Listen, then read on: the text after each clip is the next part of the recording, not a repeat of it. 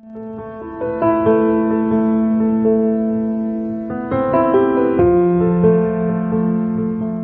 allez remarquer juste après l'accouchement que vous allez perdre encore beaucoup de sang, ce qui est tout à fait normal.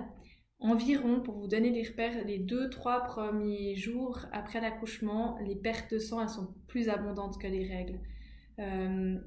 Pour vous donner un repère de ce qui serait trop, c'est si vous mettez 2 serviettes, donc 2 serviettes qu'on vous a données à l'hôpital, des serviettes bien rembourrées, vous en avez 2 qui en 1 heure sont pleines, c'est des saignements qui sont trop abondants, qui nécessitent vraiment déjà que vous vérifiez si vous avez besoin de faire pipi.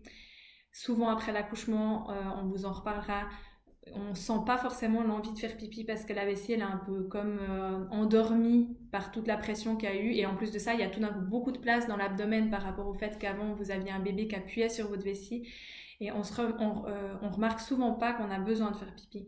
Donc déjà si vous remarquez que vous saignez un peu plus abondamment, vérifiez que vous ayez fait pipi, et si c'est pas mieux, vous avertissez au plus vite votre sage-femme ou l'hôpital où vous avez accouché. Autrement, en dessous de ça, les pertes, même abondantes au début, donc plus abondantes que des règles, sont normales.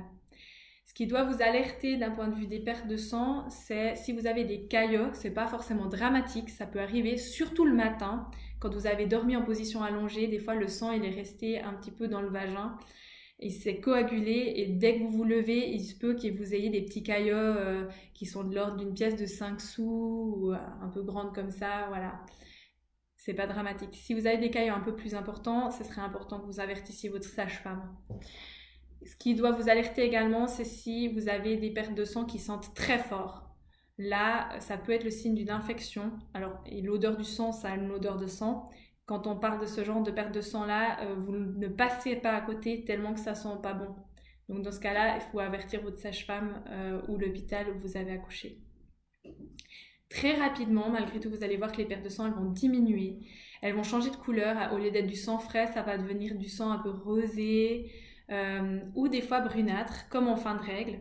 Et ce qui est particulier de la période du retour de couche, c'est que vous allez perdre du sang souvent dans les 6 semaines à 8 semaines.